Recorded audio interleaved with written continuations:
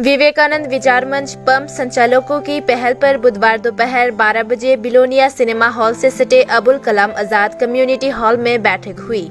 आज की बैठक में बताया गया कि खासकर पंप संचालकों को विभिन्न सरकारी सुविधाओं से वंचित किया जा रहा है। एक पंप ऑपरेटर 22-23 साल से काम कर रहे हैं, लेकिन उन्हें वेतन भत्ते से शुरू होने वाले विभिन्न सरकारी लाभ नहीं मिले। इन सभी मुद्दों और उनकी समस्याओं पर आज की बैठक हम राज्य सरकार को सूचित करेंगे। हम सरकार की नजर में उनके मांगों को उठाएंगे। विवेकानंद विचार मंच के राज्य नेतृत्व गौतम मौजूमदार ने मीडिया को विस्तार से ये जानकारी दी। इसके अलावा जिला और राज्य नेतृत्व उपस्थित थे। अबुल कलाम हले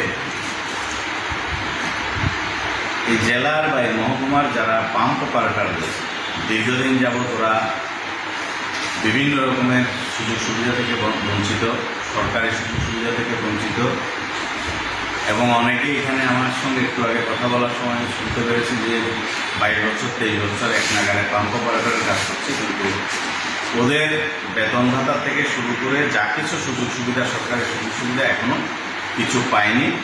তার জন্য আমরা রাজ্যের পক্ষ থেকে আমাকে বলা হয়েছিল আজকে এসে ওদের সঙ্গে একটু সাংগঠনিক কিছু বিষয় নিয়ে ওদের সঙ্গে আমরা একটু আলোচনা করতে বসেছি। সেই উদ্দেশ্যে আমাদের আজকের এই বৈঠক বিলোনিয়াতে।